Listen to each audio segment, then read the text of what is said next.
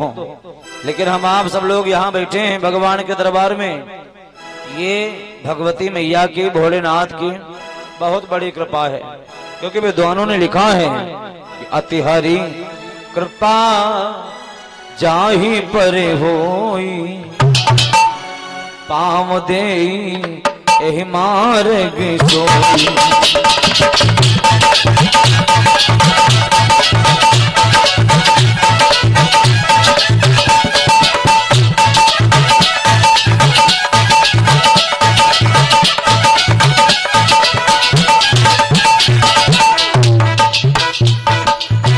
अति हरि कृपा जाहि पर होई,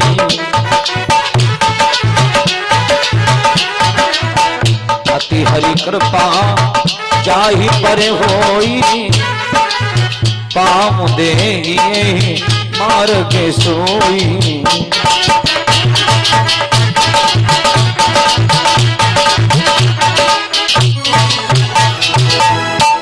अति हरि कृपा जाहि पर होई, पाम दे एहि मार्ग सोई। जिसके ऊपर भगवान जी की बहुत बड़ी कृपा हुआ करती है, असीम अनुकंपा हुआ करती है, वही व्यक्ति भगवान के पावन दरबार में आता है और भगवान की पावन कथा सुनता है। बच्चों थोड़ा पीछे हो जाओ, पीछे थोड़ा पीछे किसके,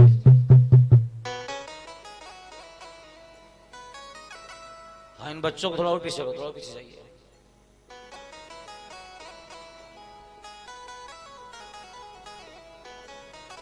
बोली साचे दरबार की जय हो। भगवान की पावन कथा, भागवत कथा कहा, ये कोई साधारण कथा नहीं है, ये कोई मनोरंजन का साधन भी नहीं है। हम भाइयों बुजुर्गों से, माताओं बहनों से निवेदन करेंगे, आज के समय में लोगों ने कथा को मनोरंजन का साधन बना लिया भैया, जबकि भगवान की पावन कथा ये कोई मनोरंजन का साधन नहीं है, ये तो आत्मरंजन का साधन है। विद्वानों ने कहा है 7 दिनों तक जो व्यक्ति मन लगा करके भगवान की पावन कथा सुन लेता है तो उसके एक जन्म के नहीं भैया, करोड़ों जन्मों के पाप नष्ट हो जाते हैं। अंत में उसकी जो इच्छा हुआ करती है, जो मनोकामना हुआ करती है, भागवत भगवान उसकी इच्छा पूरी करते हैं, उसकी मनोकामना पूरी करते हैं। ऐसा विद्वानों ने कहा है कि श्रीमद् भागवत जो सुनी पावे, श्रीमद् भागवत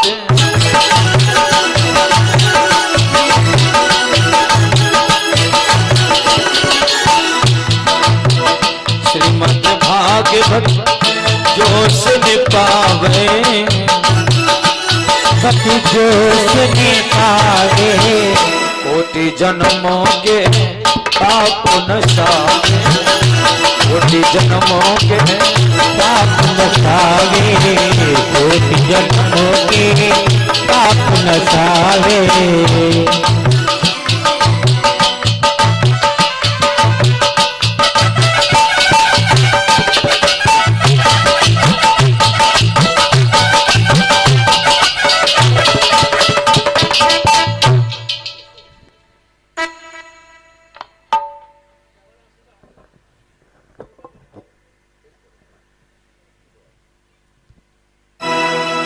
बोली साचे दरबार की जय हो।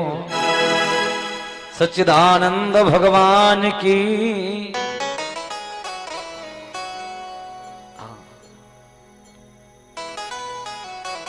आदिशक्ति भगवती दुर्गा माता की जय हो।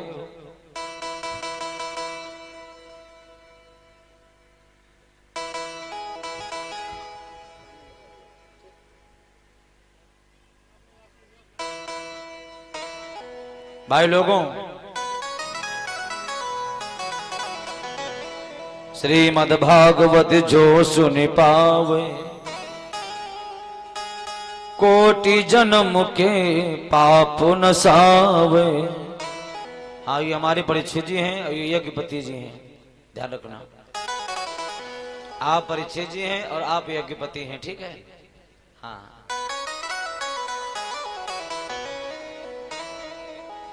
जो व्यक्ति 7 दिनों तक भागवत की पावन कथा को भैया मन से श्रवण करता है तो उसके एक जन्म के नहीं करोड़ों जन्मों के पाप नष्ट हो जाते हैं और अंत में उसकी जो इच्छा हुआ करती है, जो मनोकामना हुआ करती है,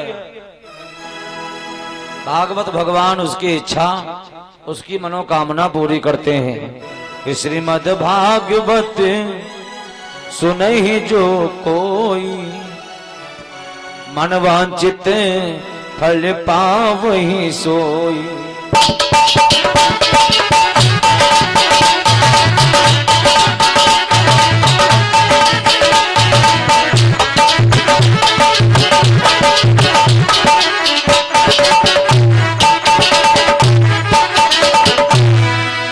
श्रीमद् भागवत सुनहि जो कोई मनवांचित फल पावहि सोई। नैमिषारण्य में व्यासासन पर विराजमान श्री सूत जी महाराज सौनकादिशियों को भागवत की पावन कथा सुना रहे हैं। तो महाराज जी ने पूछा, सौनक मुनि ने महात्माओं ने सूत जी से पूछा, गुरु जी कृपा करके हमको 1-2 उदाहरण ऐसे सुना दीजिए जिससे हमको मालूम हो जाए कि भागवत कथा श्रवण करने से महापापी व्यक्ति का भी कल्याण हो जाता है, महापापी व्यक्ति का भी उद्धार हो जाता है। भाई लोगों, तो यहाँ पर एक कथानक आता है भक्ति ज्ञान वैराग्य का। कहते हैं एक समय का जिक्र है, देव ऋषि नारद बाबा वीणा को बजाते हुए नारायण का जाप करते हुए ये भ्रमण करते हुए जा रहे हैं। नारद बाबा का तो एक ही मंत्र भैया, श्रीमन नारायण नारायण नारायण।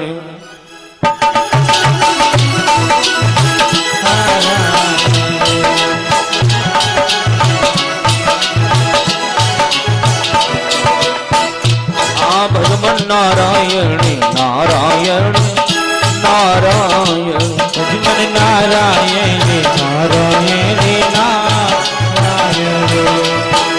जो नारायण नाम लेते हैं, जो नारायण नाम लेते हैं,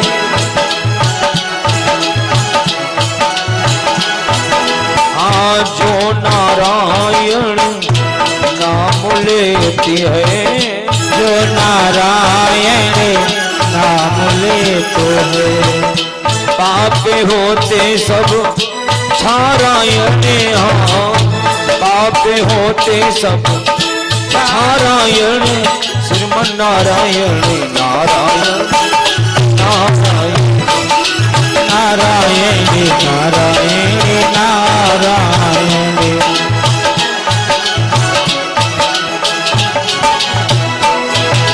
नारायण नारायण नारायण नारायण नारायण नारायण। बोली नारायण भगवान की। नारद बाबा भ्रमण करते हुए जा रहे हैं, सोचते हैं हम ऐसी जगह पर अपना आसन लगाएंगे जहां पर हमको शांति मिलेगी, हम वहीं बैठ करके भगवान का भजन करेंगे। तो सोचा चलो गांव में देखें, तो गांव में भैया शांति नहीं है, मोहल्ला में लड़ाई हुई रही है।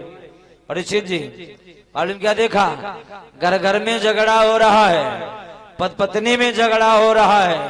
तो बाबा सोचते हैं यहाँ कैसे हमारी पूजा हो पाएगी, चलो हम महात्मा लोगों के आश्रमों पर जाएंगे। तो महात्मा लोगों के आश्रमों पर भी भैया शांति नहीं है। तब महाराज जी यमुना के किनारे कहा, जहाँ पर हमारे आराध्य देव मुरली मनोहर भगवान श्याम सुंदर ने जहाँ बांसुरी बजाई थी, मैं वहां जाऊंगा। तो जैसे ही महाराज जी यमुना के किनारे पहुंचे हैं तो नारद बाबा ने भाई लोगों यमुना के किनारे एक कौतुकी दृश्य देखा है। बाबा ने मालूम क्या देखा? नारद ऋषि ने एक दिन यमुना जी के तीर, नारद ऋषि ने एक दिन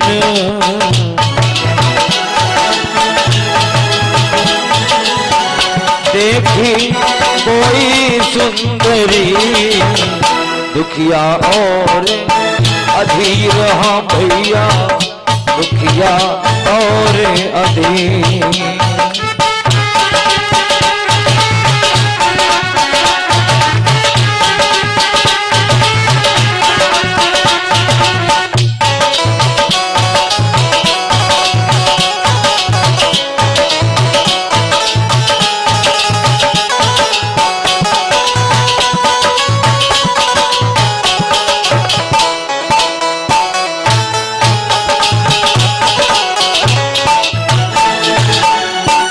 जैसे ही नारद बाबा ने देखा, बोले नारद ऋषि ने एक दिन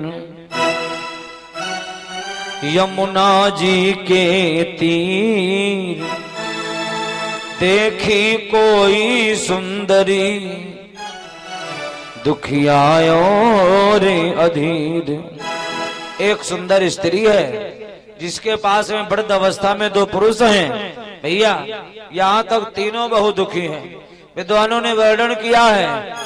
नारद बाबा ने जैसे देखा, संत हृदय नवनीत तो समान। नारद बाबा ने कहा पूछेंगे आखिर इनके सामने समस्या क्या है, ये तीनों दुखी काहे हैं। थोड़ा आगे बढ़े फिर वापस चले आए। मैं नहीं जाऊंगा क्योंकि इसने हमको बुलाया नहीं है। वापस आने लगे तब वो स्त्री आवाज लगाती है, महाराज जी आप हमारे कल्याण के लिए कोई उपाय बताते जाएं। तब नारद बाबा जाते हैं तो उस देवी ने शिष्टाचार किया, बाबा को प्रणाम किया। ऋषि को देवी ने प्रणाम किया, फिर कहा देव आओ आओ।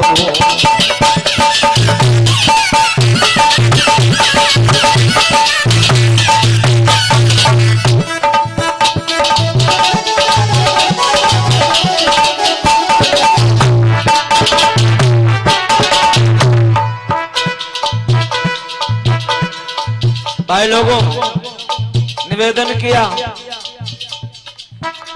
ओ त्याग ज्ञान के धनवंतर, इनकी नाड़ी देखे जाओ। और इसके साथ ही साथ हमारे भैया राम शंकर पाल, ये बुल्टनपुर निवासी हैं भाई, दिल्ली से कथा सुन रहे हैं। लाइव चल रहा है सोशल मीडिया पर यूट्यूब के माध्यम से, और 51 मुद्राओं का योगदान भी कथा ने समर्पित किया है। बहुत बहुत धन्यवाद है।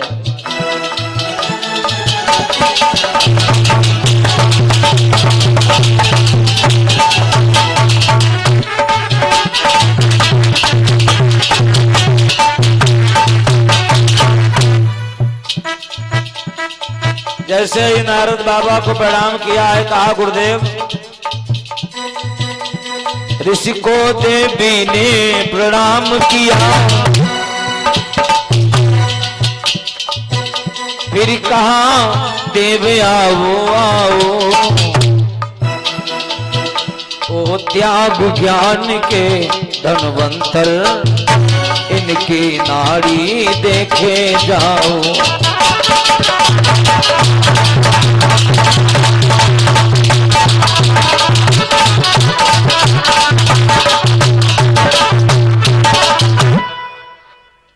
जैसे कहा ओ त्याग ज्ञान के धनवंतर, इनकी नाड़ी देखे जाओ। बाबा ने परिचय पूछा, देवी आप हमें अपना परिचय बता दीजिए।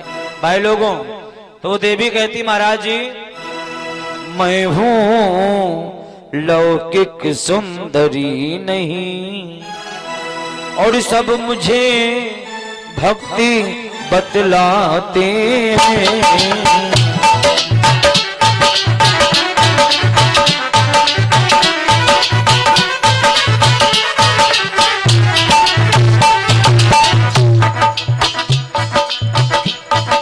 हैं दोनों ज्ञान विराग रूप, मेरे बेटे कहलाते हैं।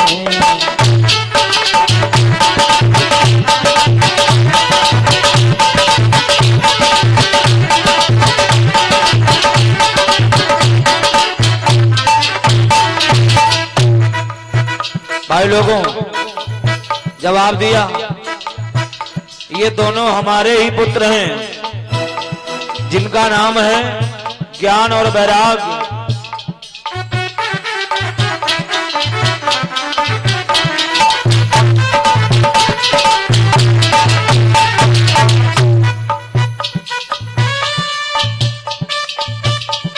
द्वापर तक भरी जवानी थी, है आप नहीं तीनों आपे में, लेकिन कलयुग के आते ही बेटे घिर गए बुढ़ापे में।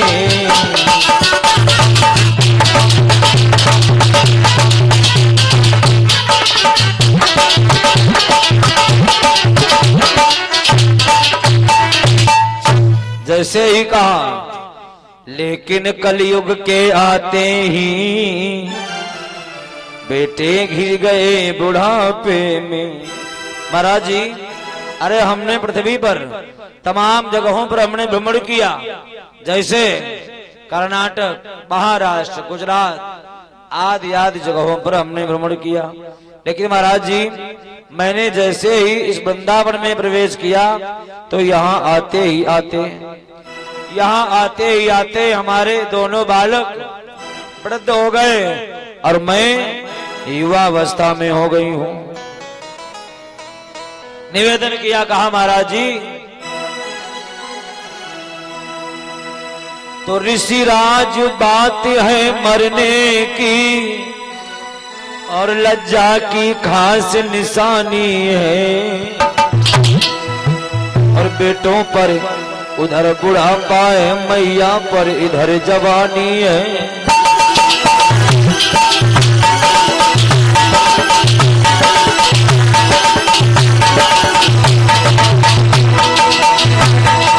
ऋषिराज बात है मरने की, लज्जा की खास निशानी है,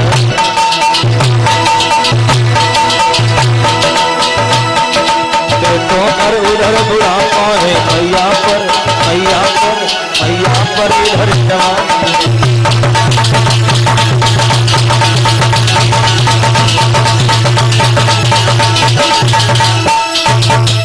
और इसके साथ ही साथ हमारे भैया, क्या नाम है भैया, ननक्के भैया और खुशीराम भैया, रामानंद भैया, आप सबकी तरफ से 20 मुद्राओं का योगदान कथा में समर्पित हुआ है। बहुत बहुत धन्यवाद सभी दानदाताओं के लिए। मां भगवती से मंगल कामना है, भोलेनाथ सभी दानदाताओं की श्रद्धा भावना ऐसे ही जागृति करते रहना, हर मनोकामनाओं को पूर्ण करते रहना। शंकर विश्वनाथ त्रिपुरारी, मनसा पूर्ण करही तुम्हारी। सभी दानदाताओं के लिए बहुत बहुत धन्यवाद। भाई लोगों, विद्वानों ने वर्णन किया है, भक्ति देवी नारद बाबा से कहती, स्वामी जी ऋषिराज बात है मरने की, लज्जा की खास निशानी है, और बेटों पर उधर बुढ़ापा है, मैया पर इधर जवानी है। बेटों पर उधर बुढ़ापा है, मैया पर इधर जवानी है। पीछे वाले भाई लोगों को ध्यान देना, बाबा ने कहा तुम चिंता न करो, हम कोई ना कोई उपाय करेंगे। हमारे भैया श्री मुरारी श्रीवास्तव जी की तरफ से 101 मुद्राओं का योगदान समर्पित हुआ है। हमारे सभी कपूरपुर निवासी भक्तगण, क्षेत्रवासी भक्तगण अपना अपना छोटा बड़ा सहयोग इस कथा में समर्पित कर रहे हैं। आप सभी दानदाताओं के लिए बहुत बहुत धन्यवाद। भगवान भोलेनाथ सभी दानदाताओं की श्रद्धा भावना ऐसे ही जागृति करते रहना, हर मनोकामनाओं को पूर्ण करते रहना। एक कुर्सी चलवा लो, यहीं बैठ जाओ, इनको सबको दिखाई दिया करो।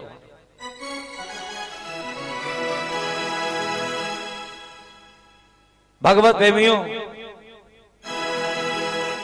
श्री सूत जी महाराज कहते हैं, महात्माओं, नारद बाबा ने गीता मंत्रों का प्रयोग किया है। ऋषि ने अपने ढंग से उन पर किए प्रयोग, सब प्रयोग खाली गए, मिटान मानस रोग। आकाशवाणी हो रही है, नारद बाबा गीता मंत्रों का प्रयोग कर रहे हैं, नाना प्रकार से कहते हैं भक्ति ज्ञान वैराग्य के कल्याण के उपाय कर रहे हैं, लेकिन कोई बदलाव नहीं हो रहा है। आज उसी समय आकाशवाणी हो रही है, आवाज आ रही है आकाश से, आए देव ऋषि नारद बाबा, परीक्षित जी अपना आसन वहां पर डालो, ये गद्दा उठाओ, सामने डालो, इधर सामने, तो आपकी फोटो भी बढ़िया आएगी, यहाँ किड़वा भी नहीं गिर रहे हैं। यहाँ ले जाओ सामने, देखो इधर इस कैमरा के सामने, वहां पर ऐसे, अब ठीक है।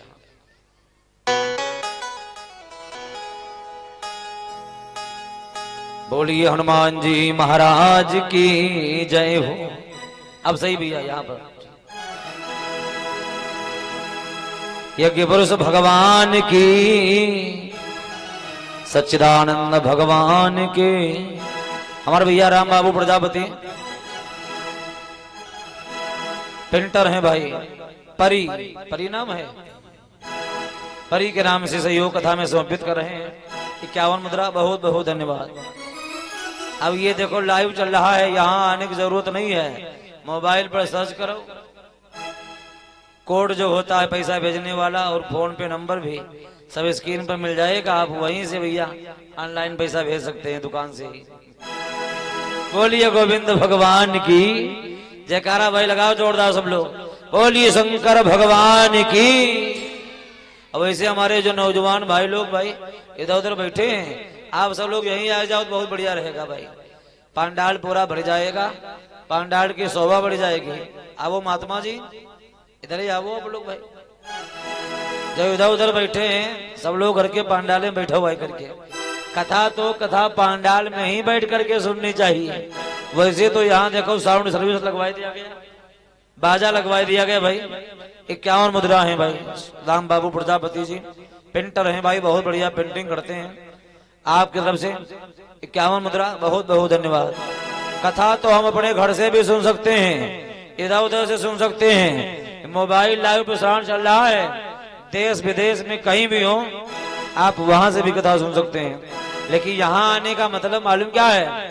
भगवान जी कहते हैं सन्मुख होई जीव मोही जबोही, सन्मुख होई मोही जबोही, सन्मुख होई जीव मोही जबोही, सन्मुख होई, सन्मुख होई जीव मोही जबोही, सन्मुख होई जीव मोही जबोही। हाँ आ जाओ। और ये हमारे भैया जितेंद्र अवस्थी जी की तरफ से भाई 20 मुद्रा है, कपूरपुर निवासी हैं। बहुत बहुत धन्यवाद सभी दानदाताओं के लिए। जन्म कोटि अघनाश तब ही,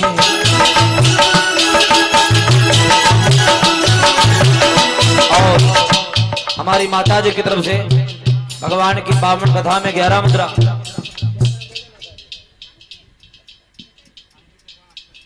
अंकित भैया की माता जी हैं भाई, अंकित भैया चिमटा भी बहुत बढ़िया बजा लेते हैं भाई। जय हो।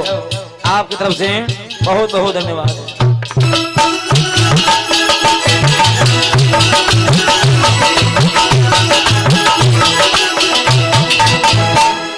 भगवान जी कहते हैं सन्मुख होई जीव मोहि जब ही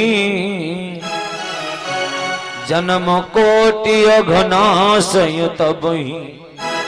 जब जीव हमारे सामने आता है भैया, तब मैं उसके एक जन्म के नहीं करोड़ों जन्मों के पाप नष्ट कर देता हूं। तो कथा भैया, कथा पांडाल में ही बैठ करके सुननी चाहिए। आइए बताने में ये जा रहा था, नारद बाबा भक्ति ज्ञान वैराग्य का कल्याण करना चाहते हैं, उद्धार करना चाहते हैं, नाना प्रकार से गीता मंत्रों का प्रयोग करते हैं। लेकिन भैया आकाशवाणी हो रही है, आवाज आ रही है, अय देव ऋषि नारद बाबा, तुम भक्ति ज्ञान वैराग्य का उद्धार करना चाहते हो, कल्याण करना चाहते हो, तो ऐसे कल्याण नहीं कर पाओगे। क्या करना होगा? कहा इसके लिए तुमको किसी असली संत की शरण में जाना पड़ेगा। और जैसे ही महात्मा जी ने सुना हमें असली संत की शरण में जाना पड़ेगा, लेकिन हमको असली संत मिलेगा कहाँ? अच्छा, हम कैसे पहचानेंगे कौन असली संत है कौन नकली संत है? क्यों परीक्षित जी? जैसे आप कैसे पहचानोगे कौन देवता है कौन निशाचर है? क्योंकि हम ही आप सब लोग देवता हैं भैया, और हम ही आप सब लोग निशाचर हैं। निशाचरों की पहचान गोस्वामी तुलसीदास बाबा जी ने लिखी है। माँ नहीं मातु पिता नहीं देवा, साधु निसन करवा वही सेवा। माता पिता को ना माने, देवी देवताओं को ना माने, अपने से बड़ों का सम्मान ना करें, बात बात पर यहाँ ऐठ ऐठ के यहाँ बोले तो समझ लेना जिनके यही आचरण भवानी, ते जानो निश्चर सम प्राणी।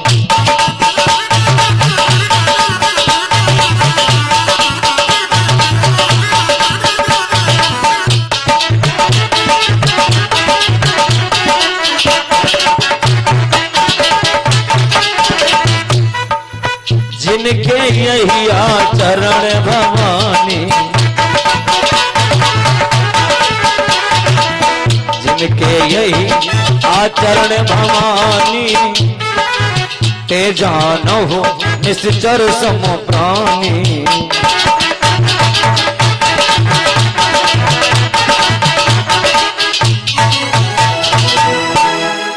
जिनके यही आचरण भवानी, ते जानहु निश्चर सम प्राणी। अच्छा भैया, कैसे पहचानोगे कौन असली महात्मा है कौन नकली महात्मा है? माताओं बहनों भाइयों बुजुर्गों ध्यान देना, क्योंकि असली संतों के हम आपको दर्शन ही नहीं हो पाते हैं। असली नकली फसली तीन प्रकार के महात्मा, और इल्मी फिल्मी और चिल्मी तीन प्रकार के और महात्मा। फसली महात्मा मालूम, अब देखो धान कट रहे हैं भैया, तो फसली महात्माओं का आवागमन शुरू हो जाएगा। फसली महात्मा लोग अब आना शुरू कर देंगे, भंडारा होगा भैया, मंदिर बन रहा है, लाओ दो बुढ़िया धान। हाँ, ये कौन है? काहे फसली महात्मा है।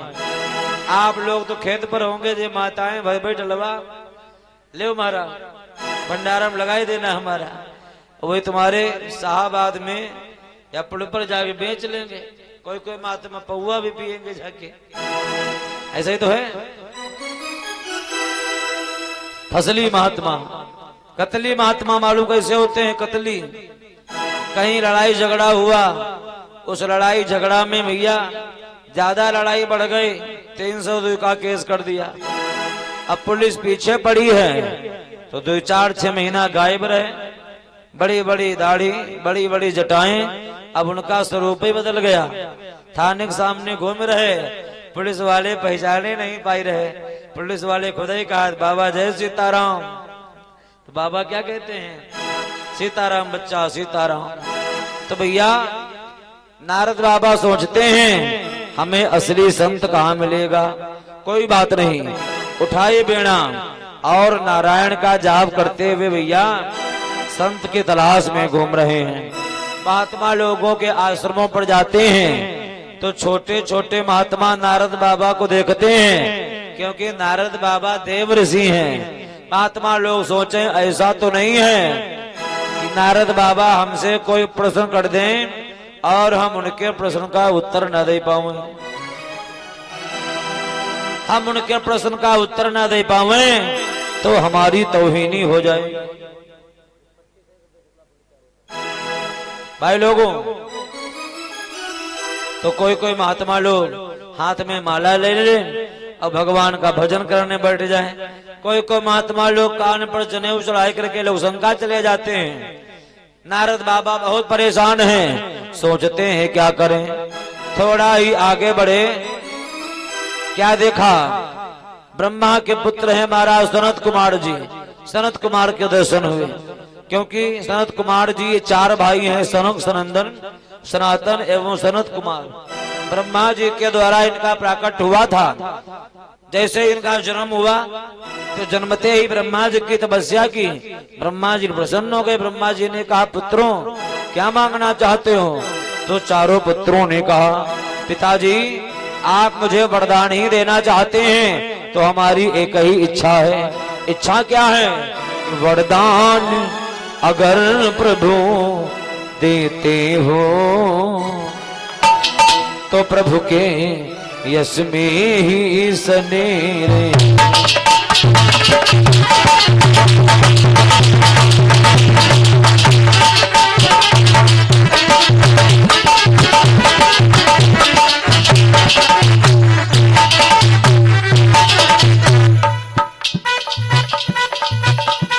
वरदान अगर प्रभु देते हो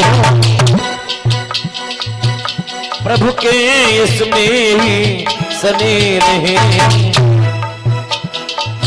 और माया ममता से बचे रहे।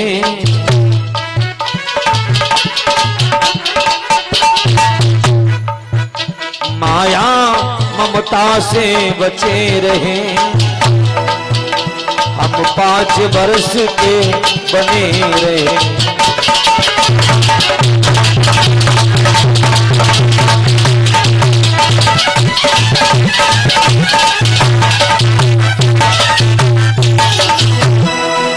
माया ममता से बचे रहे।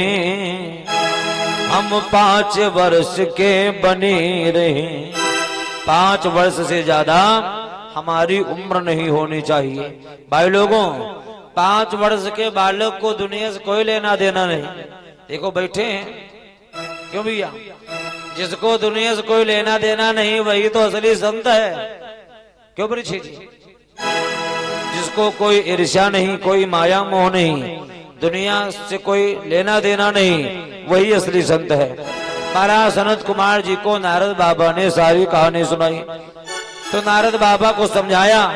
महाराज सनत कुमार जी कहते हैं, महात्मा जी इस कलकाल में मुक्ति पाना चाहते हो, मोक्ष पाना चाहते हो तो मात्र एक ही साधन है। वो साधन कौन सा है? श्रीमद् भागवत जो सुन पावे।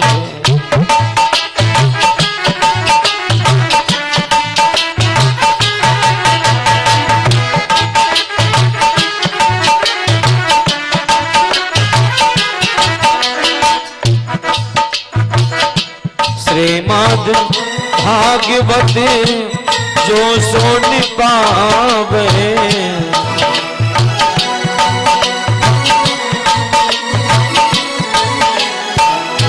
कोटि जन्म के पाप नसावे।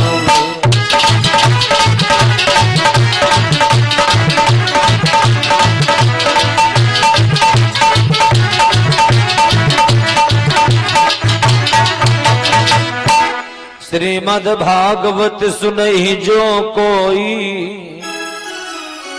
मन वांछित फल पावहि सोई। महाराज सनत कुमार जी ने कहा, भक्ति ज्ञान वैराग्य को भागवत की पावन कथा सुनाई जाए तो भागवत की कथा के द्वारा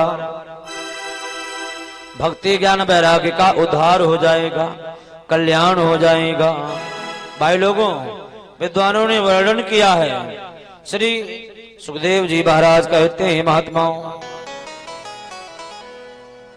नारद बाबा ने हरिद्वार में भक्ति ज्ञान वैराग्य को भागवत की पावन कथा सुनाई है, जिस कथा के द्वारा भक्ति ज्ञान वैराग्य का उद्धार हो जाता है, कल्याण हो जाता है। तो महात्माओं ने सूत जी से पूछा, गुरुजी कृपा करके एक उदाहरण हमको और सुनाई दीजिए, जिससे हमको मालूम हो जाए पाप करने वाला व्यक्ति, पापी व्यक्ति भी अगर कथा सुन लेता है तो क्या उसका भी उद्धार हो जाता है। नौजवान साथियों, भाई लोगों, ध्यान देना। एक बहुत सुंदर कथानक है जिसमें बताया गया है कि पापी व्यक्ति भी कथा सुन लेता है भैया तो उसका भी कल्याण हो जाता है। एक तुंगभद्रा नामक नदी, जिस नदी के पश्चिम दिशा में एक नगर स्थित है जिसका नाम है उत्तम नगर। उत्तम नगर, और उस उत्तम नगर में एक ब्राह्मण देवता निवास करते हैं जिनका नाम है महाराज आत्मदेव। उनकी ब्राह्मणी है पत्नी, पत्नी का नाम है धुंधली। लेकिन भैया जैसा उसका नाम धुंधली है वैसे ही हमेशा घर में धांधली मचाती है, अपने पति की बात नहीं मानती है, पति जो कहते हैं वो नहीं करती है। ये धुंधली का काम है। हम तो कहते पहले एक ही धुंधली थी, अब धुंधली की भतीजी तमाम हैं, गांव गांव हैं। क्यों भैया? वो भी कहना नहीं मानती हैं। हाँ, धुंधली तो भैया अपने पति को गालियां बकती है, समाज में अपमानित करती है। विद्वानों ने कहा महाराज तो बहुत सज्जन है कि स्वामी जितना ही सज्जन था और उतनी ही नारी कर्क साथी।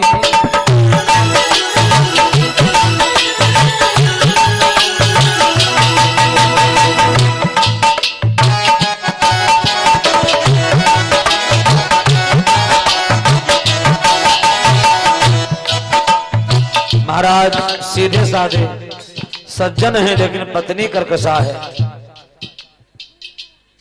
हाँ, मूंगा राम प्रजापति के नाम से भाई बिटिया ने 21 मुद्रा समर्पित किए हैं। बहुत बहुत धन्यवाद है।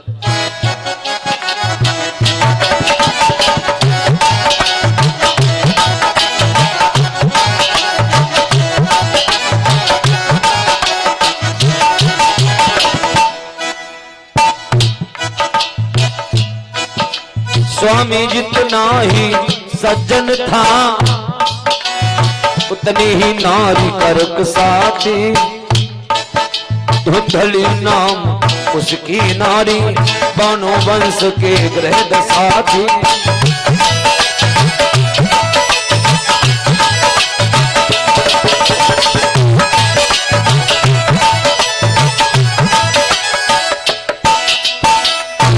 धुंधली नाम उसकी नारी मानो वंश की ग्रह दशा थी। महाराज अपनी पत्नी से परेशान रहते हैं। भाइयों, बुजुर्गों, माताओं, बहनों, ध्यान देना। पत्नी के द्वारा किसी संतान का जन्म नहीं हुआ तो और दुखी हैं। महाराज जी एक गाय पाले थे अपने घर में। अब वो गाय जब से उनके घर में आई किसी बछड़े बछिया को जन्म नहीं दिया। एक वृक्ष लगाया, फलदार वृक्ष, पड़ोसियों ने लगाए थे, उनमें तो फल आ रहे हैं, लेकिन महाराज जी ने अपने हाथों से जो वृक्ष लगाया था उसमें फल नहीं आए। तो महाराज जी कहते मैं कितना भागा हूँ, अरे जिसमें हाथ लगा देता हूँ वो बांझ हो जाती है, मैं जिंदा नहीं रहूंगा। महाराज जी कहते हैं मैं मर जाऊंगा। कि पहले तो थे विप्रवर नारी से है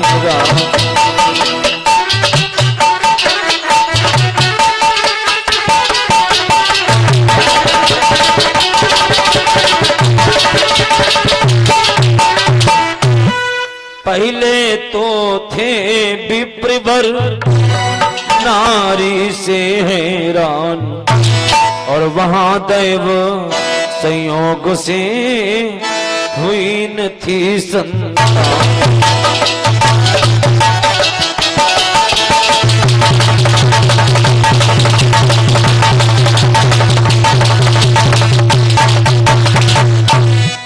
वहां दैव संयोग से हुई न थी संतान। किसी संतान का जन्म नहीं हुआ तो इस बात का कष्ट है। भाइयों बुजुर्गों माताओं बहनों ध्यान देना। अब महाराज जी सोचते मैं जिंदा नहीं रहूंगा, मैं मर जाऊंगा, और मरने के लिए वो अपने घर से बाहर जंगल की तरफ जा रहे हैं।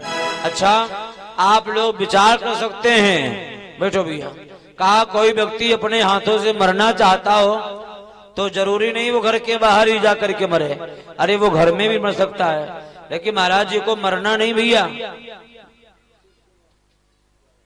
हाँ, 11 मुद्रा भैया श्री शिव कुमार जी ने सौंपित की हैं। भोलेनाथ सभी दानदाताओं की श्रद्धा भावना ऐसे ही जागृति करते रहना, हर मनोकामनाओं को पूर्ण करते रहना। विद्वानों ने कहा महाराज जी को मरना नहीं है। अरे मरना होता तो अपने घर में भी मर सकते थे, क्यों दादाजी? महाराज जी घर के बाहर जा रहे हैं। अच्छा, ऐसे एक बार एक बूढ़ी माता जी थी, तो उन माता जी का घर में उनकी बहुओं के साथ में कभी कभी झगड़ा हो जाया करता था। ध्यान देना भैया, बूढ़ी माता जी का घर में बहुओं के साथ में कभी कभी लड़ाई हो जाती थी। और जब माता जी की बहू से लड़ाई होती है तो घर के बाहर एक कुआं खुदा था, तो माता जी भाग करके कुआं के पास पहुंच जाती हैं और कहती हैं अभी हम कुआं में कूद जाएंगे और मर जाएंगे।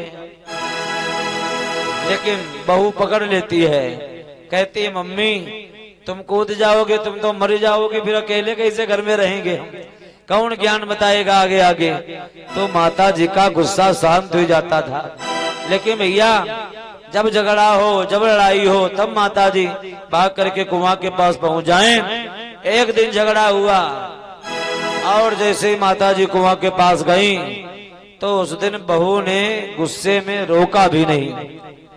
तो माता जी कुआं के पास तक तो पहुंच गई हैं। अब देखो कुआं में झांक रही हैं, लेकिन कूदने की हिम्मत नहीं पड़ रही है। बहू ने गुस्सा में कहा क्या झांक रही हो, कूद जाओ कुआं में। तो माता जी ने मालूम क्या कहा वैसे तो हम कुआं में कूद जाते हैं, लेकिन इस कुआं के अंदर एक सर्प बैठा है, सर्प, अब हम कूदेंगे तो हमको काट लेगा। तो बहू ने कहा तब तो बहुत बढ़िया बात, वैसे चाहे तुम बच जाओ, लेकिन जब सर्प बैठा है तब तुम बचने वाली नहीं हो, तुम्हारी मनोकामना जल्दी पूरी हो जाएगी। तो माता जी ने क्या कहा, ऐसे नहीं कूदेंगे हम, पहले इस सर्प को बाहर निकलवाओ कुआं से, तब हम कूदेंगे। तो कहने का मतलब ना वो बहू सर्प को बाहर निकलवाएगी कुआं से और ना माता जी कुआं में कूदेंगे। क्यों बड़ी सीधी? ठीक उसी प्रकार से महाराज जी को मरना नहीं है, मरना होता तो घर में ही मर सकते थे। आज जैसे जंगल में पहुंचे, संतान ने अब हो सकती है जब विप्रदेव ने जान लिया।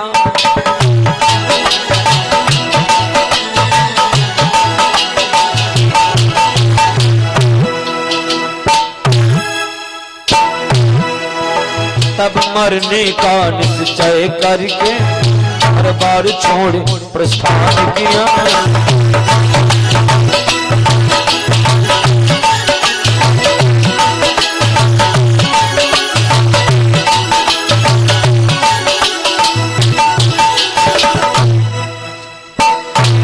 जाओ भगवत प्रेमियों, जैसे ही महाराज जी जंगल में जाते हैं तो जंगल में जाने के बाद महाराज जी ने क्या देखा है,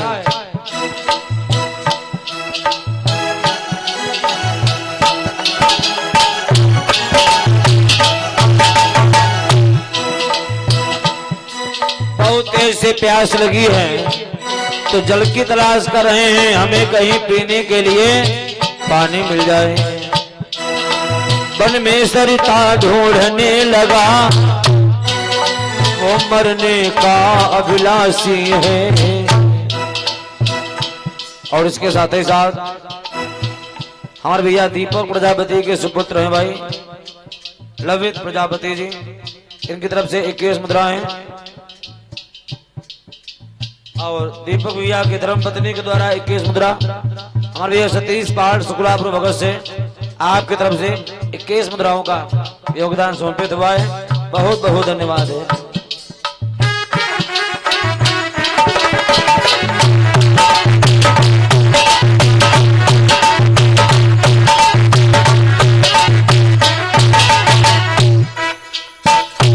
महाराज जी पानी की तलाश कर रहे हैं, हमको कहीं पीने के लिए पानी मिल जाए।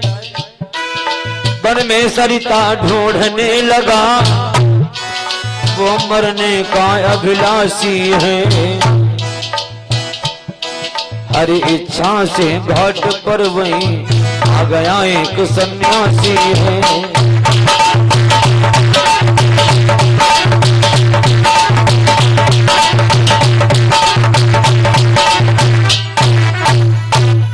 जैसे ही महाराज जी सरोवर के किनारे पहुंचते हैं, बहुत बढ़िया जल बह रहा है।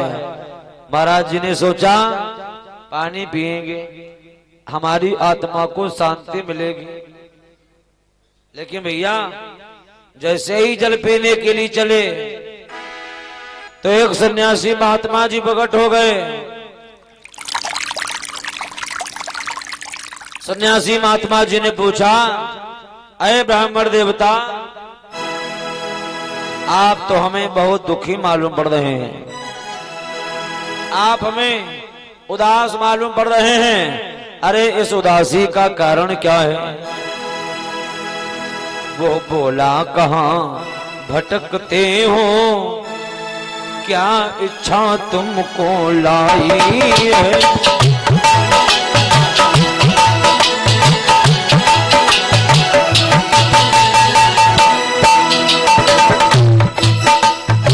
देव तुम्हारे चेहरे पर प्रत्यक्ष निराशा छाई है।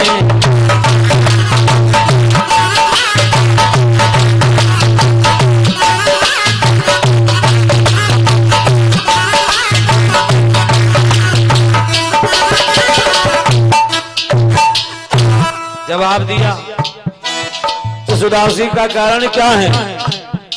तो महाराज जी जैसे पूछते हैं सन्यासी महात्मा से, ब्राह्मण देवता महाराज आत्मदेव जी कहते हैं, स्वामी जी आपको मालूम है जीवन की श्वास चुक रही है, मौत भी सामने झूली है, और जीवन की डाली सूख चली पर जीवन आसन फूली है।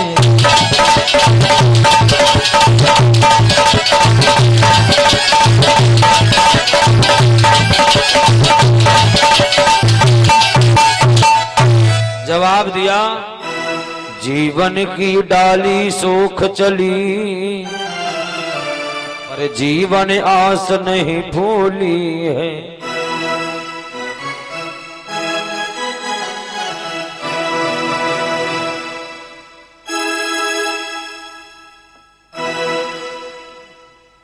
जवाब दिया, एक संतान प्राप्त करने के लिए हमने एक नहीं अनेकों उपाय किए हैं। भगवान ऐसा है कौन यतन जिसका कर चुका विधान नहीं, और सब दान किए सब पुण्य किए। भाई लोगों ध्यान देना। जवाब दिया, एक संतान प्राप्त करने के लिए हमने सब दान किए सब पुण्य किए, पर हुई एक संतान नहीं। अरे एक संतान प्राप्त करने के लिए हमने एक नहीं अनेकों उपाय किए, सब दान किए सब पुण्य किए, पर हुई एक संतान नहीं, सब दान किए सो पुण्य किए पर हुई एक संतान नहीं। तो महात्मा जी ने समझाया, महाराज आत्मदेव जी से कहा, अरे तुम काहे संतान के चक्कर में पड़े हो, भगवान का भजन करो तुम्हारा कल्याण हो जाएगा। कहा महाराज संतान नहीं होगी तो हमारा नाम कैसे चलेगा? जवाब दिया, नहीं, तुम्हारे घर में कहीं सपूत बालक का जन्म हो जाएगा तब तो तुम्हारा नाम चलेगा, और कहीं तुम्हारे घर में कपूत बालक का जन्म हो गया तब तो आपका जीना मुश्किल हो जाएगा, और आप यही कहोगे कि इससे बढ़िया तो हम बिना संतान के ही सही थे। आपको मालूम है विद्वानों ने कहा है, चंदन की चुटकी भली सौमन भलोन का,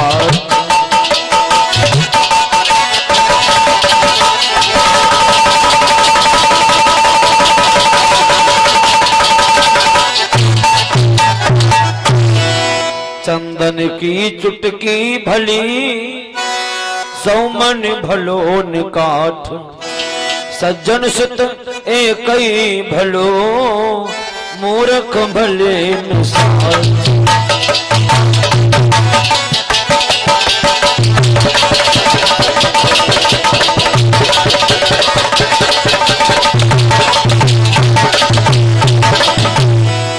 सज्जन सुत एक भलो मूर्ख भले न साठ।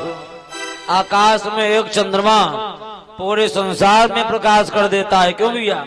लेकिन अनेकों तारे कहा टिमटिमाते रहते हैं लेकिन प्रकाश नहीं कर पाते हैं। इसलिए पुत्र एक हो, आज्ञाकारी होना चाहिए। इसलिए तुम भगवान का भजन करो तुम्हारा कल्याण हो जाएगा। सन्यासी महात्मा ने कहा, नहीं महाराज, हम आपका कोई उपदेश सुनना नहीं चाहते हैं, आप मुझे देना ही चाहते हैं, तो एक संतान होने का आशीर्वाद दे दीजिए कि इसलिए न माथ बचाओ प्रभु।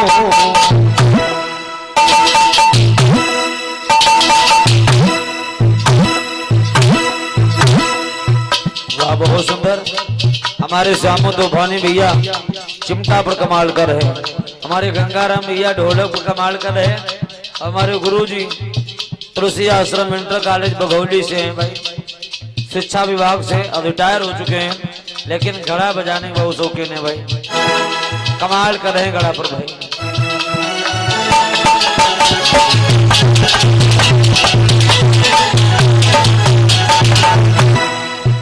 जवाब दिया, कहा महाराज मैं कोई उपदेश सुनना नहीं चाहता हूं, इसलिए न मात बचाओ प्रभु, ये समझा कर भवजाल मुझे।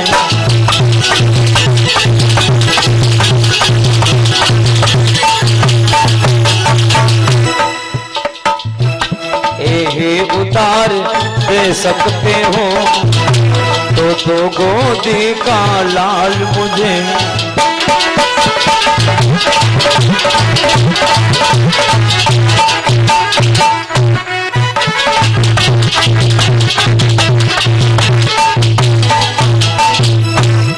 देना ही चाहते हो तो एक संतान होने का आशीर्वाद दे दीजिए, और मैं कुछ भी सुनना नहीं चाहता हूँ।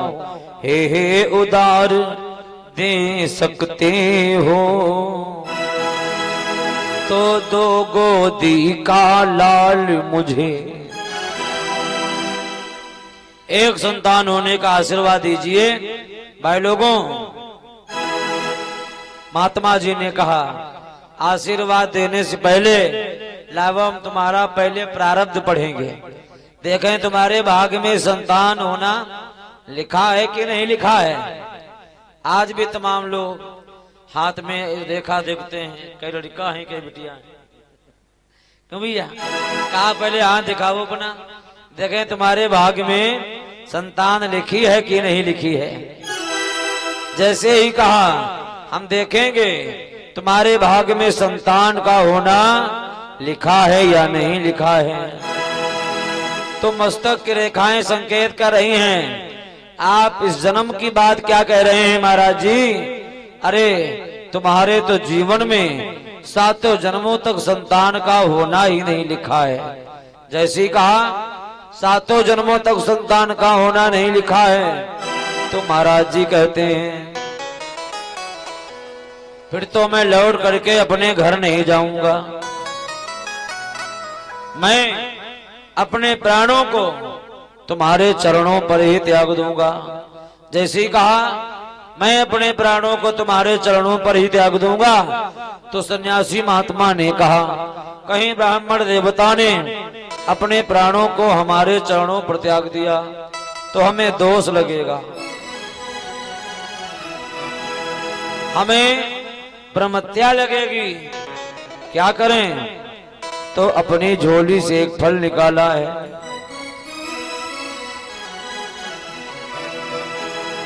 जैसे ही झोली से फल निकाला और कहा यह फल अपनी पत्नी को खिला देना, तो इसके द्वारा तुम्हारे घर में एक सुंदर बालक जन्मेगा। महाराज जी बहुत खुश हो गए। तो फल दिया उसे सन्यासी ने और पत्नी के लिए खिलाने को।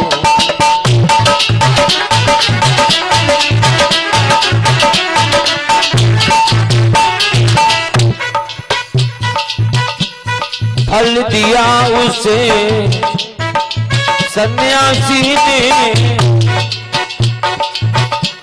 पत्नी के लिए खिलाने को,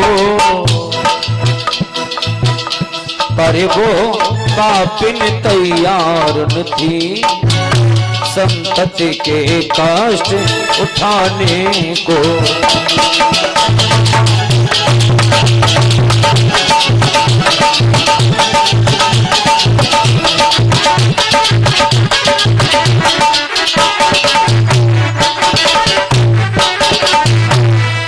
पर वो पापिन तैयार न थी संतति के कष्ट उठाने को। मेरे भगवत प्रेमियों, महाराज जी जैसे फल लेकर के आए और पत्नी को सारी कहानी सुनाते हैं, समझाते हैं, कहते हैं देवी तुम्हारे द्वारा एक सुंदर बालक जन्मेगा, लेकिन भैया पत्नी है कर्कशा, पत्नी नहीं चाहती है मेरे द्वारा किसी संतान का जन्म हो। और ये पुनः देखो 21 मुद्रा भाई ललित प्रजापति 21 मुद्रा हमारे भैया दीपक प्रजापति के सुपुत्र हैं भाई। बहुत बहुत धन्यवाद सभी दानदाताओं के लिए। हमारे सभी ग्रामवासी भक्तगण, क्षेत्रवासी भक्तगण, सभी जन अपना अपना छोटा बड़ा सहयोग इस कथा में समर्पित कर रहे हैं। आप सभी दानदाताओं के लिए बहुत बहुत धन्यवाद। और दादाजी की तरफ से 11 मुद्राओं का सहयोग कथा में समर्पित हुआ है। और भोलेनाथ सभी दानदाताओं की श्रद्धा भावना ऐसे ही जागृति करते रहना, क्योंकि भोले बाबा तो भैया हमारे सभी गांव वालों के हैं। क्यों बड़ी चीज, ये कथा भी आप ही सबकी है।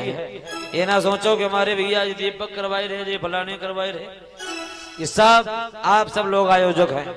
क्योंकि धर्मार्थ कार्य कुछ ऐसे होते हैं जिस कथा में, जिस कार्य में भैया सबका नाम जुड़ा होता है, बहुत बढ़िया लगता है। जैसे कोई मंदिर बनवा रहा हो, भले ही अपना पैसा खर्च कर ज्यादा, लेकिन नाम सबका होना चाहिए। कथा यहाँ पर हो रही है तो यहाँ आप सबका जब सहयोग जुड़ेगा, सबका नाम जुड़ेगा, तो ये कार्यक्रम जो है भैया विशाल रूप धारण कर लेगा। और जब कार्यक्रम विशाल होगा तो आप सबका नाम भी होगा भैया। और भगवान भी प्रसन्न होंगे कि हमारे कपूरापुर निवासी भक्तगण हमारी कथा में तन मन धन से अपना सहयोग भी किए और इस कार्य को संपन्न भी बनाया। क्योंकि कार्य भी करते रहिए। भगवान ये नहीं कहते हैं कि अपना काम बंद करके तुम 2 घंटा माला जाप करो। हमारी माताएं बैठी हैं, ये कहें सवेरे पहले 2 घंटा पूजा करूंगी, बाद में रोटी बनाऊंगी। क्यों भैया?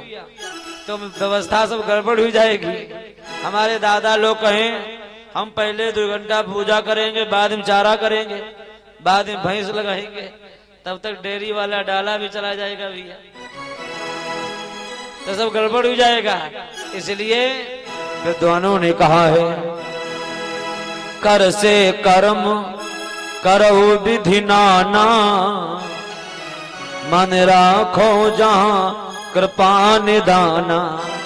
आप अपने हाथों से अपना काम करते रहिए और तुम्हारा मन भगवान के चरणों में लगा है तो समझो तुम्हारी पूजा हो रही है।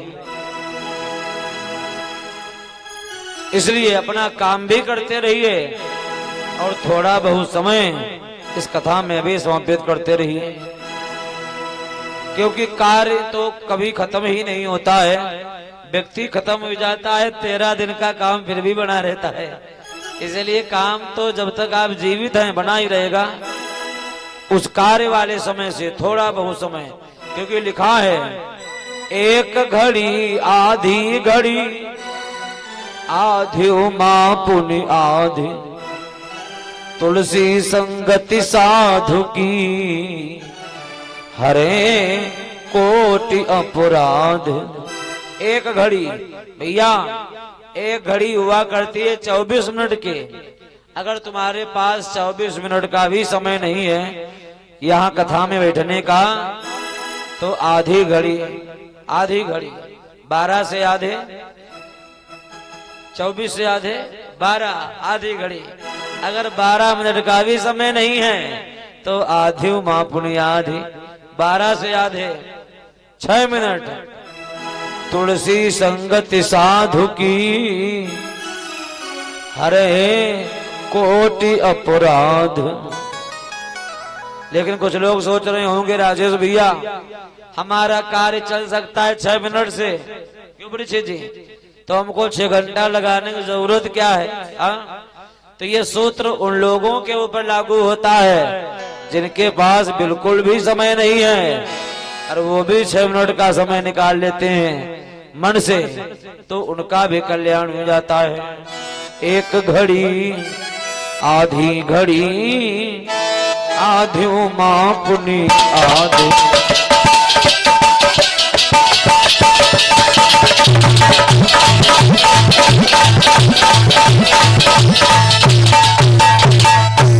एक घड़ी आधी घड़ी आधी मां पुनि आधी, और तुलसी संगति साधु की हरे कोटि अपराध। तुलसी संगति साधु की हरे कोटि अपराध। तो जिसके पास जितना भी समय है आप इस कथा में जरूर समर्पित करिएगा। भाई लोगों, बताने में ये जा रहा था, महाराज जी जैसे ही फल लेकर के आए, अच्छा धुंधली है कर्कशा, ये नहीं चाहती है कि मेरे द्वारा किसी संतान का जन्म हो। इसने भैया फल नहीं खाया, महाराज जी को बातों में बहकाई दिया। अभी तो बहुत काम पड़ा है घर में, एक गृह कार्य हमारा पूरा हो जाएगा, मैं तब खाऊंगी फल। ठीक है, महाराज जी तो अपने कार्य से लग गए। अब देखो इसने फल नहीं खाया, भैया फल लेकर के पड़ोस में ही उसकी एक बहन ब्याही थी, तो अपनी पड़ोसनी बहन के पास में जाती है और निवेदन करती है, कहती है बहन आपको मालूम है ये फल हमारे पास जो देख रही है फल नहीं है, ये काल के समान है। तो बोली अपनी बहन से और बहन बचा ले प्राण,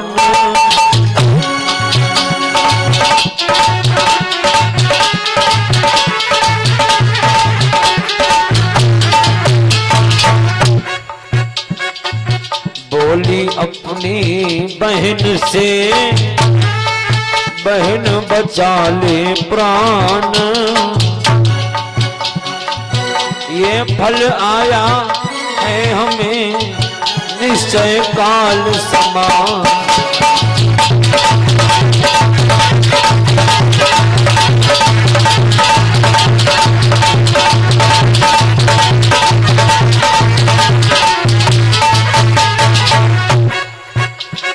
ये फल हमारे लिए फल नहीं है, ये तो काल के समान है। हाँ बोली अपनी बहन से बहन बचा ले प्राण, ये फल आया है हमें निश्चय काल समान।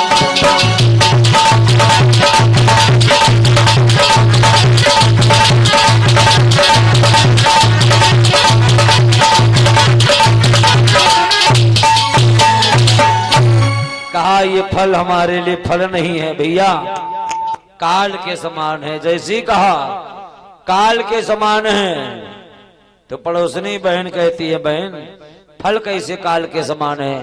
तो इसने कहा हमारे स्वामी जी ने कहा है फल के द्वारा बालक जन्मेगा, और आपको तो मालूम ही है जिस समय बालक का जन्म होगा उस समय नाना प्रकार के कष्टों का सामना करना पड़ेगा। वो गंदापन मलमूत्र बहन हमसे ना संभाला जाएगा। उस 8 पहर की चक चक में जीना बवाल हो जाएगा। जिस समय बालक का जन्म होगा नाना प्रकार के कष्टों का सामना करना पड़ेगा। तुमको मालूम है ये सब कुछ हमसे नहीं हो पाएगा, इसलिए बहन आप एक काम करिए। काम कौन सा भैया? ये अपनी पड़ोसनी बहन से वार्तालाप धुंधली कर रही है और कहती है कि इसलिए उपाय सोच बहन,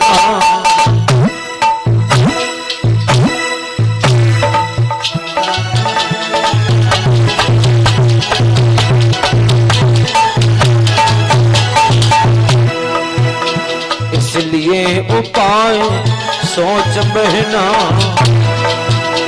मैं पिछ जाने से बची रहूं।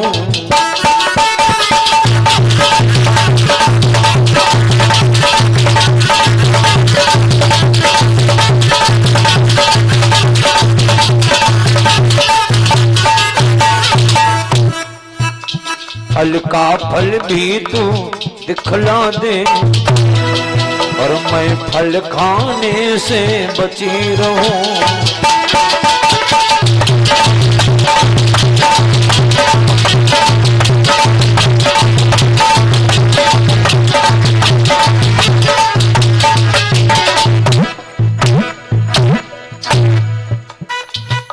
जवाब दिया कोई ऐसा उपाय सोचो मुझे फल ना खाना पड़े और फल का फल भी बना रहे। तो बने भैया इसलिए उपाय सोच बहना, मैं पिछ जाने से बची रहूं। और फल का फल भी तू दिखला दे, मैं फल खाने से बची रहूं।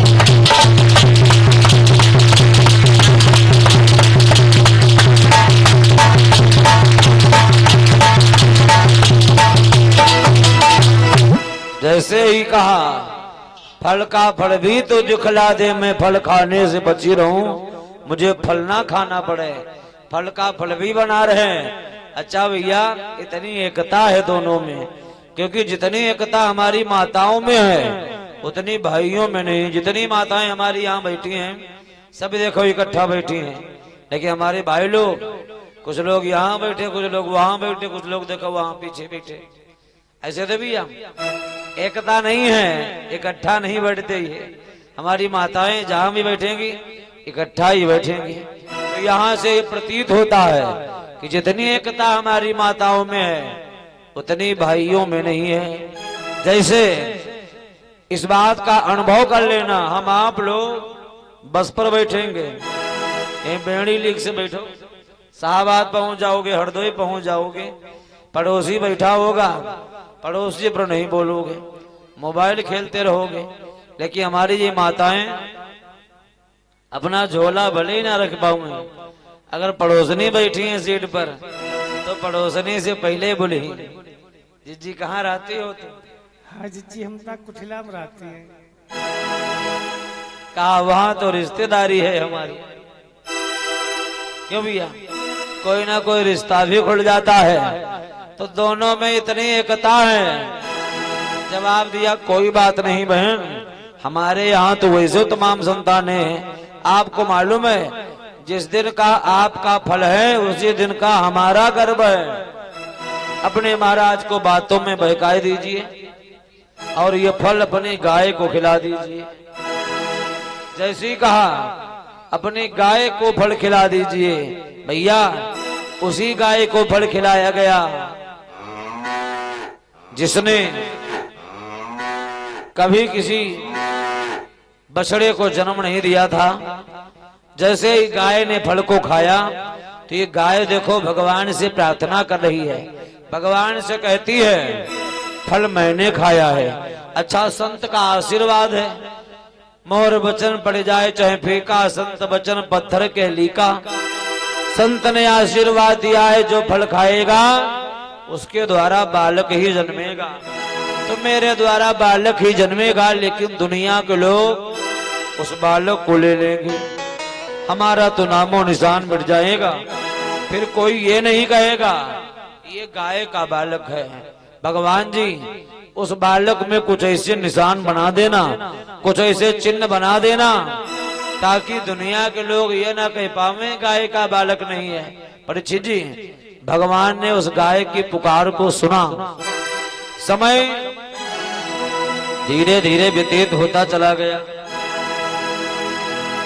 समय पूरा हुआ तो पड़ोसनी बहन के द्वारा एक बालक ने जन्म लिया और वो बालक रातों रात धुंधली के यहाँ पहुंचा दिया गया।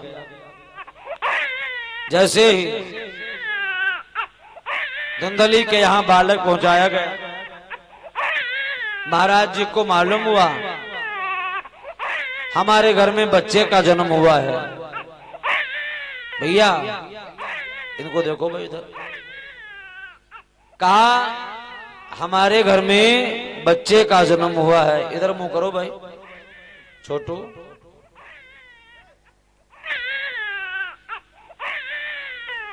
बेटे का जन्म सुन करके महाराज आत्मदेव भी भैया प्रसन्न हो गए।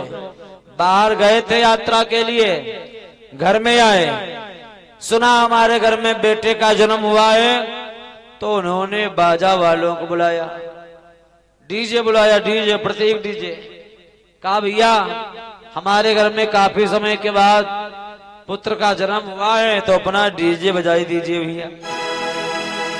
डीजे बज रहा, डीजे नाना प्रकार से मंगल गान हो रहा।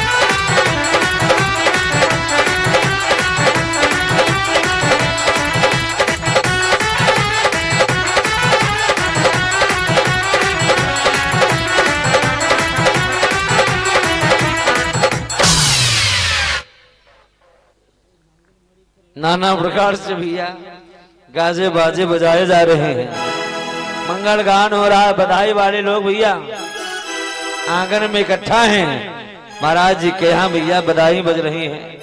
यहाँ भी हमारे सामू तो बानी भैया बधाई सुनाएंगे भाई।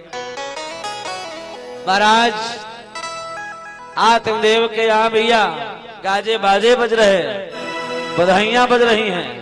जय हो भैया। बोल गोविंद भगवान की।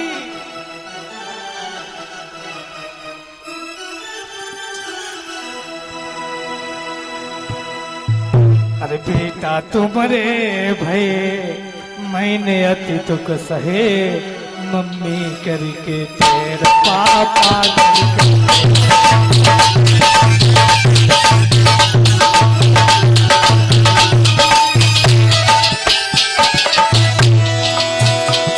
हाँ, आप सब लोग बोलेंगे भैया तालियां बजाते हुए। महाराज जी के महलों में बधाइयां बज रही हैं, नाना प्रकार से मंगल गान हो रहा है। बेटा तुम रे भाई मैंने अति तो कहे मम्मी करके तेरा पापा करके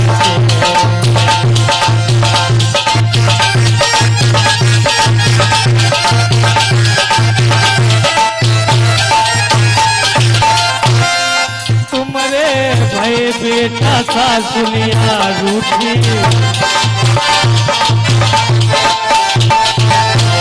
अरे सासुलिया रूठी हाँ सासुलिया रूठी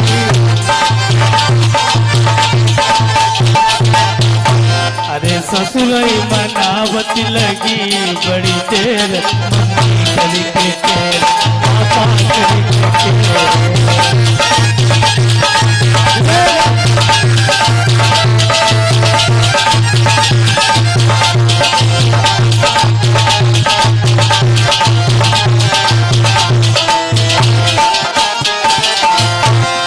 तुम्हारे भाई मैंने अति दुख सहे मम्मी करके तेरा पापा करके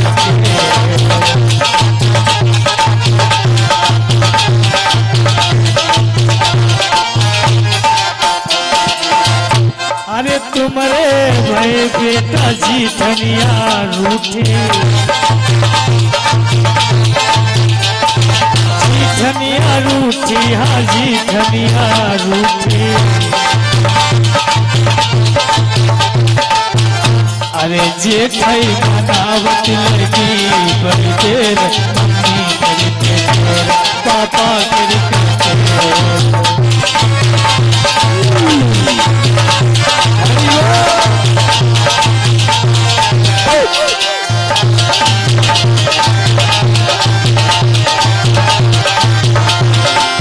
और इसके साथ ही साथ हमारे भैया शिवांश कुमार बहादुरगढ़ हरियाणा से कथा सुन रहे हैं भाई, और 51 मुद्राओं का योगदान भी समर्पित किया है। बहुत बहुत धन्यवाद।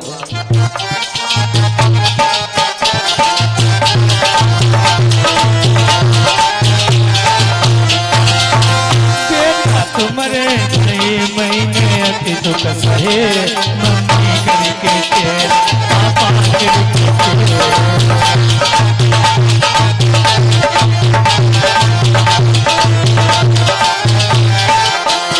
अरे तुम्हारे भाई बेटा तिवरनिया रूठी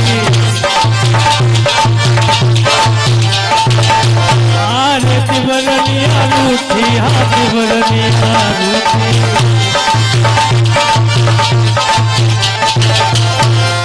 तिवरई मनावत लगी बड़ी देर मम्मी करके तेरा पापा करके और उसके साथ ही साथ हमारे भैया प्यारे लाल राठौड़ जी की तरफ से भाई 10 मुद्रा इस मंगल गान पर खुश होकर के समर्पित हुए रहे भाई। बहुत बहुत धन्यवाद।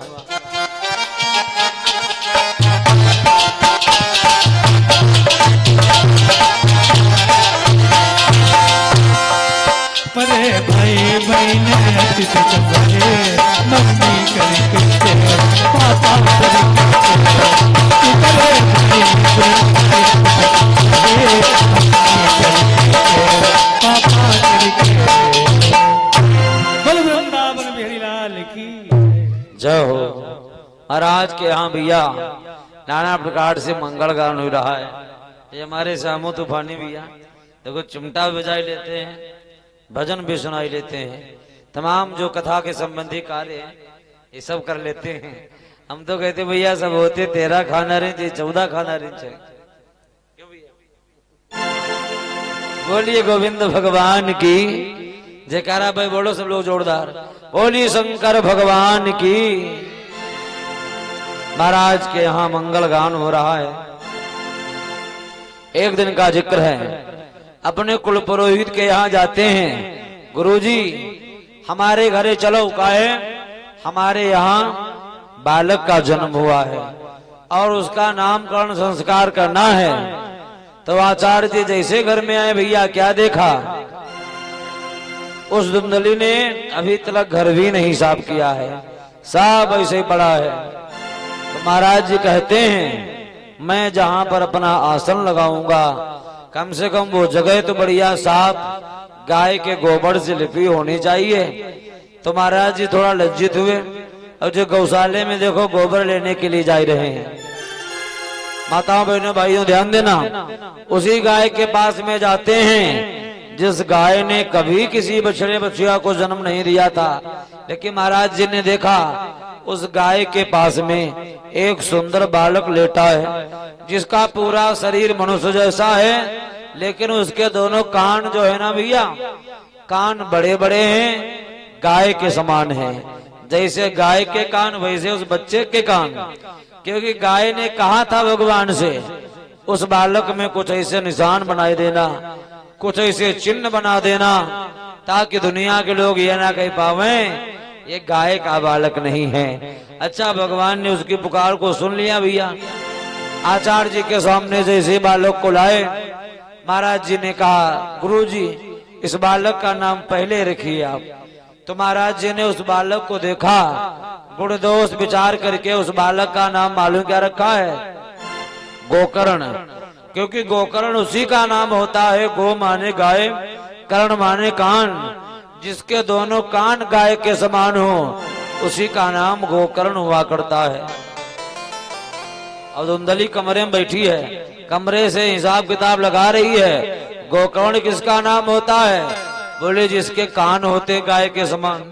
इसने कहा ये बालक मेरा नहीं है जिसको मैं अपना बता रही हूँ, ये तो हमारी पड़ोसनी का है, पड़ोसनी बहन का है। और कहीं महाराज जी ने पड़ोसनी बहन की तरह इसका नाम रख दिया भैया। कहा तब तो हमारी सारी पोल पट्टी खुल जाएगी। इसने दक्षिणा देकर के विदा कर दिया, महाराज एक बालक का नाम आपने रख दिया है और दूसरे बालक का नाम मैं खुद ही अपने हाथों से रख लूंगी। महाराज जी को विदा कर दिया। सोच रही क्या नाम रखें, तमाम नाम इसके मन में आए, एक नाम बहुत बढ़िया है। इसने कहा हमारा नाम धुंधली है तो मैं अपने बालक का नाम धुंधकारी रखूंगी, धुंधकारी। माता जी का नाम धुंधली है और बेटे का नाम धुंधकारी है। मोहल्ला के लोग भी सुनते हैं तो कोई ये नहीं कहते हैं ये धुंधली का बालक नहीं है, लेकिन जैसा नाम इसका धुंधकारी रखा गया तो धुंधकारी वाले गुण भी पैदा हो गए।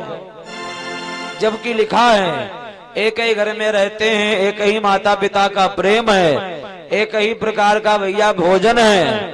कुछ लोग कैसे कहते हैं जैसा भोजन वैसी बुद्धि, जैसा पानी वैसी वाणी, लेकिन यहाँ पर दोनों का एक ही भोजन है।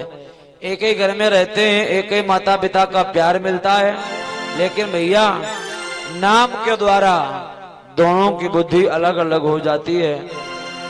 एक रूप भोजन बसन एक रूप की चाह, पर चलते ही चल पड़े अपनी अपनी राह। दोनों अपनी अपनी रास्ता चलने लगे। जो गाय का बालक है वो क्या करता है और जो धुंधली का बालक है वो क्या करता है, आगे की पावन चर्चा कल से करेंगे, सही रहेगा।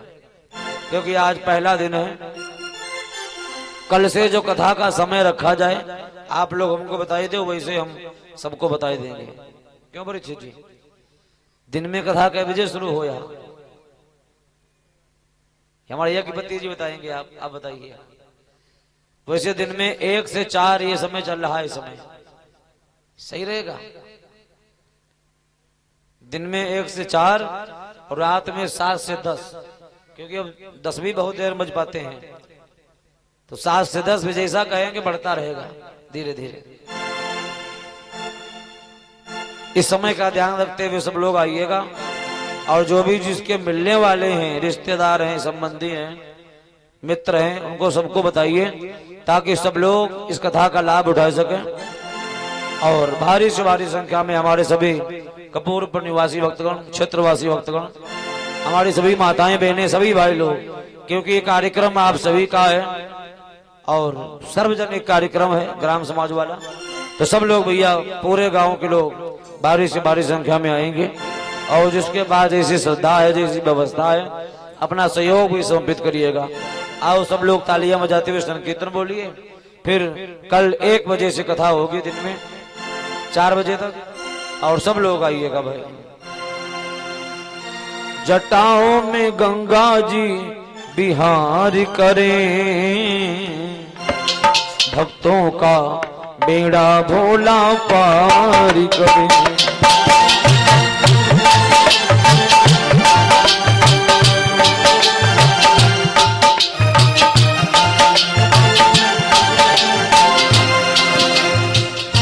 जटाओं में गंगा जी बिहार करें,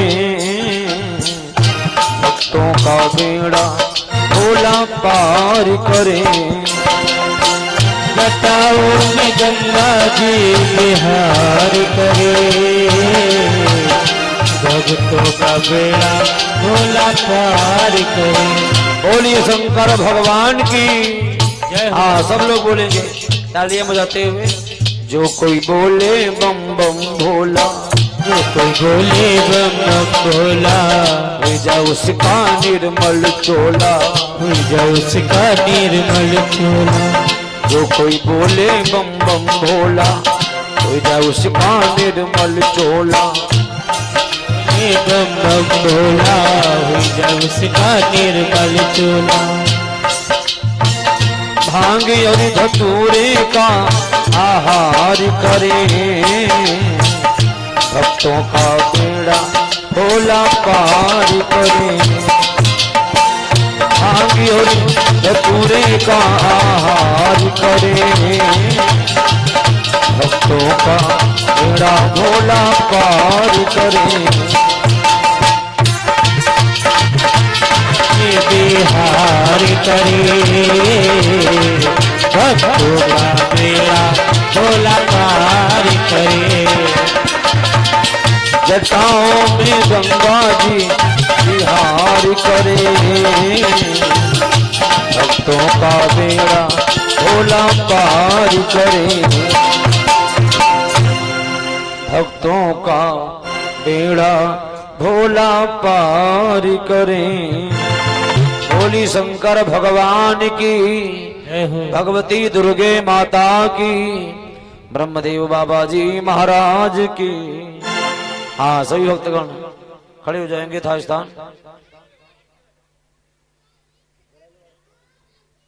भगवान जी की पावन मंगल में आरती होगी और आरती प्रसाद को लेकर के प्रस्थान करिएगा। और हमारे परीक्षित जी की तरफ से 50 मुद्राओं का योगदान समर्पित हुआ है। मां भगवती से मंगल कामना। सबसे पहले हम आरती बोलेंगे, बाद में सही भक्तगण उच्च स्वर में जोर से भगवान जी की पावन आरती बोलिएगा।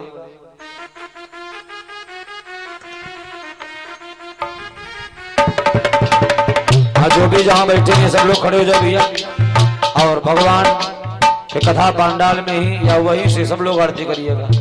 नमः शिवाय, ओम नमः शिवाय, हरि हरि भोले नमः शिवाय। नमः शिवाय, ओम नमः शिवाय, हरि हरि भोले नमः शिवाय।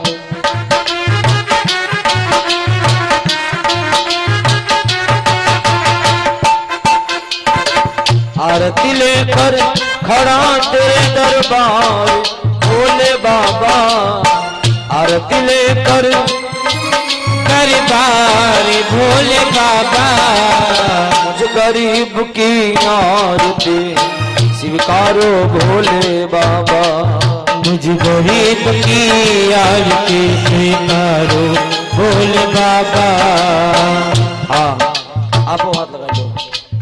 मुझ गरीब की आरती स्वीकारो भोले बाबा, मुझ गरीब की आरती स्वीकारो भोले बाबा।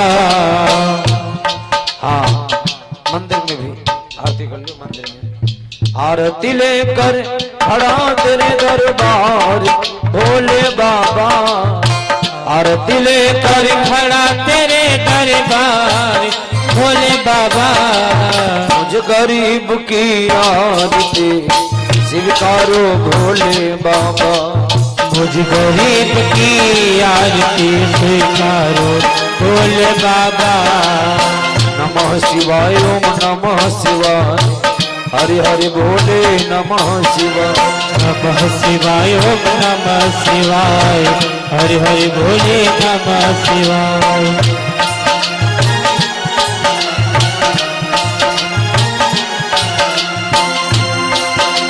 धन होता तो धन लेकर दरबार आपके आता। धन होता तो धन लेकर दरबार आपके आता। सुर होता तो प्रेम सहित गुणगान आपके गाता। सुर होता तो प्रेम सहित गुणगान आपके गाता।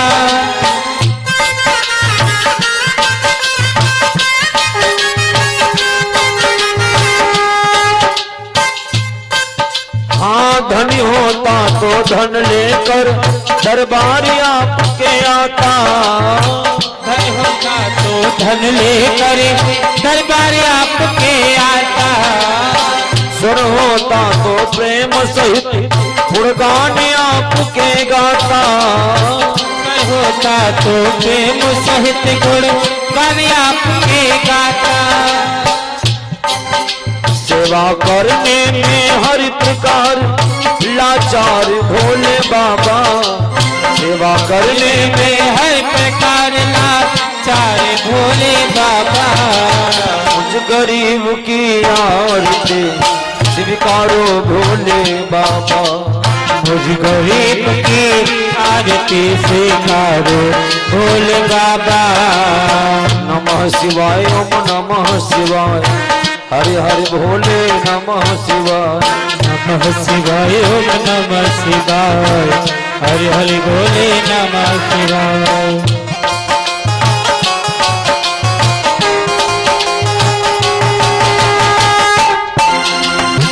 नहीं मांगता धन और दौलत ना कोई भी माया। नहीं मांगता धन और दौलत ना कोई भी माया। आ जाओ प्रभु मन मंदिर में विश्वास से आया। आ जाओ प्रभु मन मंदिर में इस आशा से आया।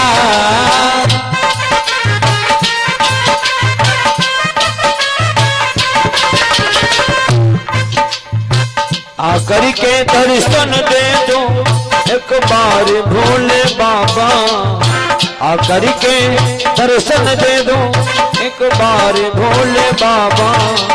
मुझ गरीब की आरती स्वीकारो भोले बाबा। मुझ गरीब की आरती स्वीकारो भोले बाबा। नमः शिवाय ओम नमः शिवाय हरि हरि भोले नमः शिवाय। नमः शिवाय ओम नमः शिवाय हरि हरि भोले नमः शिवाय।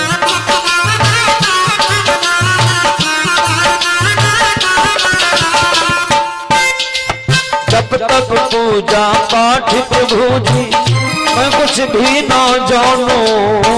जब तक पूजा पाठ प्रभु जी मैं कुछ ना जानू। आ जाओ प्रभु मन मंदिर में मैं तो आपको मानो। आ जाओ प्रभु मन मंदिर में मैं तो आपको मानो। आकर के दर्शन दे दो एक बार भोले बाबा। आकर के एक बार भोले बाबा। मुझ गरीब की आरती स्वीकारो भोले बाबा। मुझ गरीब की आरती स्वीकारो भोले बाबा। नमः शिवाय ओम नमः शिवाय हरे हरे भोले नमः शिवाय। नमः शिवाय ओम नमः शिवाय हरि हरि भोले नमः शिवाय। नमः शिवाय ओम नमः शिवाय हरि हरि भोले नमः शिवाय। ओम नमः शिवाय हरि हरि भोले नमः शिवाय। कर्पूर गौरम करुणावतारम संसारसारम भुजगेन्द्रहारम सदा वसन्तमयलालिते भवानी सहितं नमामि। भवानी सहितं नमामि। भवानी सहितं नमामि। त्वमेव माता च पिता त्वमेव बन्धो च सखा त्वमेव। त्वमेव विद्याधरं त्वमेव त्वमेव सर्वं देवदेवा। त्वमेव सर्वं मम देवदेव। त्वमेव सर्वं देवदेवा। त्वमेव सर्वं मम देवदेव।